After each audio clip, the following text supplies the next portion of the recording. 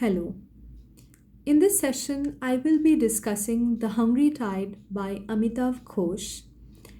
But before I begin discussing novel, at the very outset, I would like to mention the author's post-colonial stance.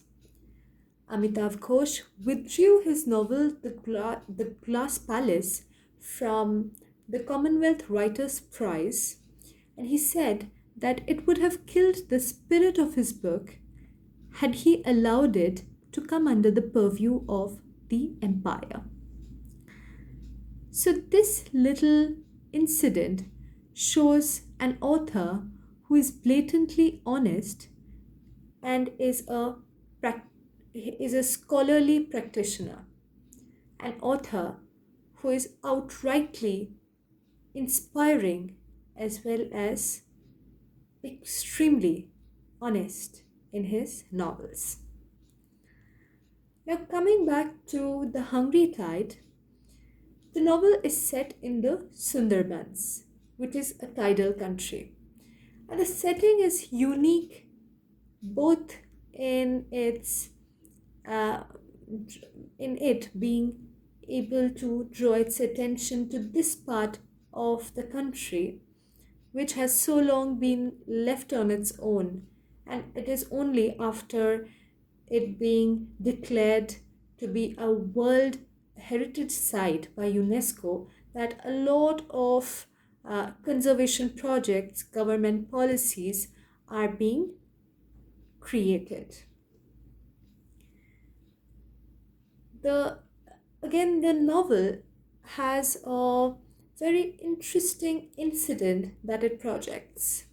That is the Morichapi incident. What happened in the incident is that hundreds of refugees were being forcefully evacuated from the island of Morichapi owing to conservation processes that the government had laid in the area. So the novel has two basic concepts that it projects. One is this, that is the plight of the inhabitants, the plight of the people who have been forcefully evacuated from the island of Morichapi. And the second concept is this interesting interrelationship that exists between nature and human beings, where nature and human beings are made to feel a kind of oneness, a kind of togetherness and interconnectedness. And Ghosh argues how this interconnectedness is inherent in human beings. And yet, it is the anthropogenic activities that are occurring today in the name of government policies, in the name of conservation, preservation, that are destroying this interconnectedness we have with nature. These activities are in fact trying to build a bridge between human beings and nature. This brings us to another important aspect of the novel, that is, the novel as an ecological novel. The ecological issue here is that nature, at its purity, is being humanized. It is being morphosed with humanized ideas. The Sundarbans, which is meant to be a beautiful forest where all boundaries collapse and all of the rivers merge, is seen to be an active force in the novel. And it is this very spot, the Sundarbans, where the characters in the novel merge as well. Now, coming to the characters, here is one Kanai Dotto, an a Delhi based businessman who is traveling to the Sundarbans, specifically to the island of Lucibari, in order to meet his aunt Nilima.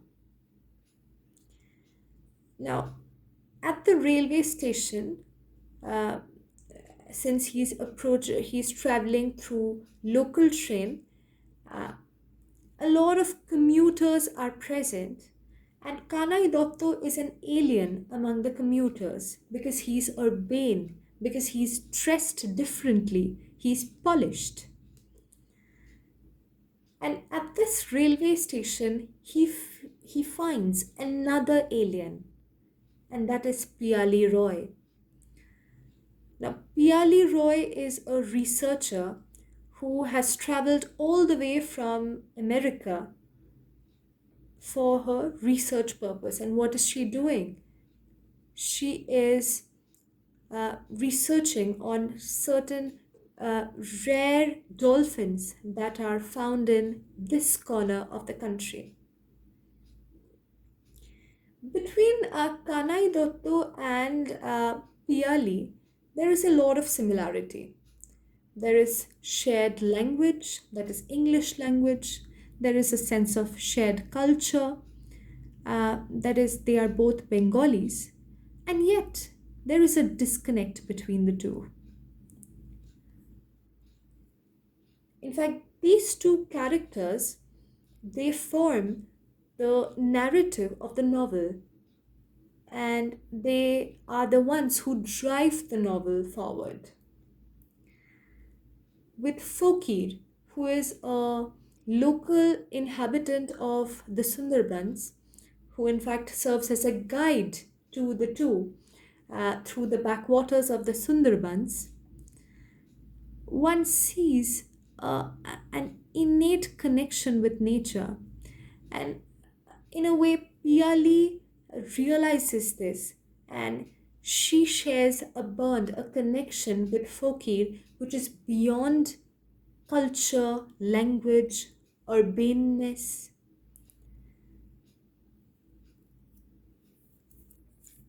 Yet with Fokir comes another important aspect, and that is the untranslatability that makes him lack a sense of agency. Fokir lacks agency, and how? How does he lack agency? It is due to his inability to speak the language, the modern language that English language is.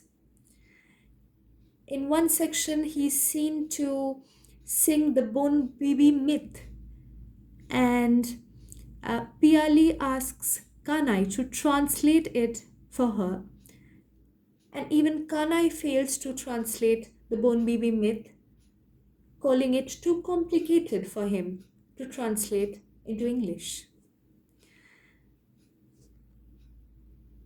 This untranslatability in Fokir and the other inhabitants, in fact, creates a gap between them and the educated. And this brings us to another aspect of the novel, and that is class consciousness or ethnocentrism. Nilima, with characters like Nilima, who is the aunt of Kanai Dotto, and Kanai himself, we see a sense of superiority over the locals. There is this hegemonic structure, this hierarchy that exists between him, in fact, their entire family, and all the others. And it is Piali Roy who recognizes this and moves beyond this. And here is here in page number 268, Piali says, there is so much in common between us, between Piali and Fokir, where Kanai says, you shouldn't deceive yourself, Pia. There wasn't anything in common between you then and there isn't now. Nothing. He's a fisherman and you're a scientist. What you see as fauna, he sees as food. He's never sat in a chair for heaven's sake. Can you imagine what he'd do if he was taken onto a plane? Kanai burst out laughing. In fact, this sense of class consciousness that exists between exists in the upper class characters, uh, this also shows uh, their view of nature. That is, they view nature to be akin with the locals, and nature and the locals are relegated to a subjugated position where anthropogenic activities, people who control, who are powerful, they control the lives of the locals, they control what happens to nature.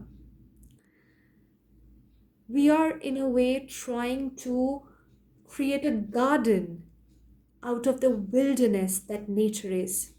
And nature also is retaliating. And how is it doing that? Through climate change, through forest fire, through heavy rainfall. These unusual activities are showing how nature is not going to be mute.